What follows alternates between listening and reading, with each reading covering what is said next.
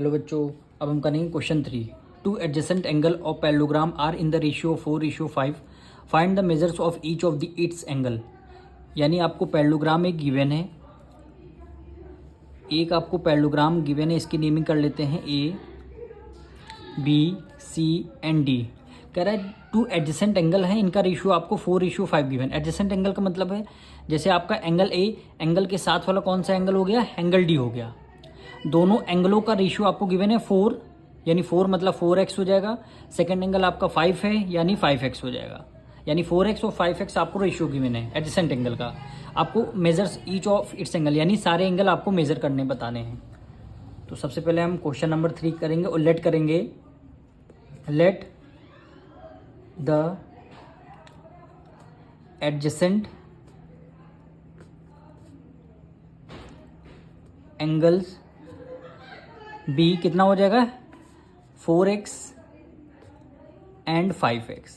ये हमने लेट कर लिया। जो हमारे एडजेसेंट एंगल हैं वो 4x हैं और 5x हैं। अब आप ये बताइए, हमने क्वेश्चन नंबर 1 और 2 में बता चुके हैं, जब कोई दो लाइन पैरेलल होती है और एक लाइन ट्रांसवर्सल होती है तो दोनों एडजेसेंट एंगल का सम कितना होता है, 180 डिग्री होता है। यानी यहाँ पे एंगल ए एडजेसेंट कौन, इसके साथ वाला एंगल कौन है, एंगल डी है। दोनों का सम कितना होगा, 180 डिग्री होगा। कौन सी प्रॉपर्टी है, को इंटीरियर एंगल, को इंटीरियर एंगल, ये इनकी प्रॉपर्टी है। एडजेसेंट एंगल की प्रॉपर्टी, दोनों का सम कितना होता है, 180 डिग्री होता है। एंगल ए आपको कितना गिवन है, 4x गिवन है, प्लस एंगल डी आपको 5x गिवन है, इक्वल टू हो गया 180 डिग्री। 4 + 5 कितना हो गया, 9x, इक्वल टू 180 डिग्री। यानी x इक्वल टू कितना हो जाएगा, 180 अपॉन कितना हो गया, 9 हो गया। अब जब इसको 9 से डिविजल करेंगे, 9 × 9, 9 × 2 = 18 और 2 यहाँ पे हो गया। यानी x की वैल्यू कितनी आ गई, 20 डिग्री आ गई। यानी x की वैल्यू कितनी आ गई, 20 डिग्री आ गई। अब एंगल ए आप बता सकते हैं कितनी डिग्री का होगा। यानी एंगल ए हमने कितना 4x सेलेक्ट किया था, तो 4x यानी 4 और x की वैल्यू, यानी दोनों का रिलेशन क्या, मल्टीप्लाई। 4x की वैल्यू कितनी, 20 आई है। यानी 4 × 2 = 8, यानी 80 डिग्री हो गया। अब ये बताइए, जब ये 80 डिग्री है तो पैरेललोग्राम के अपोजिट एंगल क्या होते हैं, इक्वल होते हैं।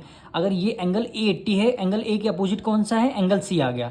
एंगल सी भी 80 डिग्री होगा, तो यहाँ पे लिख लेंगे एंगल सी कितना होगा, 80 degree.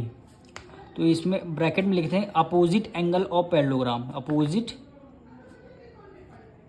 Angle of parallelogram, opposite angle of parallelogram हो गया। ठीक है, अब एंगल डी हम निकालते हैं। एंगल डी हमने 5x सेलेक्ट किया था, इक्वल हो गया 5 की मल्टीप्लाई, x की वैल्यू कितनी, 20 आई है। यानी ये कितना हो गया, 100 हो गया। यानी एंगल डी कितना, 100 हो गया। जब एंगल डी हमारा 100 हो गया तो एंगल बी भी हमारा 100 हो जाएगा। क्यों हो जाएगा, पैरेललोग्राम के अपोजिट एंगल क्या होते हैं, इक्वल हो जाएगा। तो यानी यहाँ पे एंगल बी कितना हो गया, 100 डिग्री हो गया। रीजन क्या हो गया, opposite angle of parallelogram. Parallelogram के अपोजिट एंगल क्या होते हैं, इक्वल होते हैं। यही हमारा आंसर आ गया। एंगल ए हमारा 80 डिग्री आया, एंगल सी हमारा 80 डिग्री, एंगल डी हमारा 100 है और एंगल बी भी हमारा 100 डिग्री आ गया। क्वेश्चन में यही चारों एंगल आपको फाइंड करने के लिए बोले थे। मिलेंगे नेक्स्ट वीडियो में।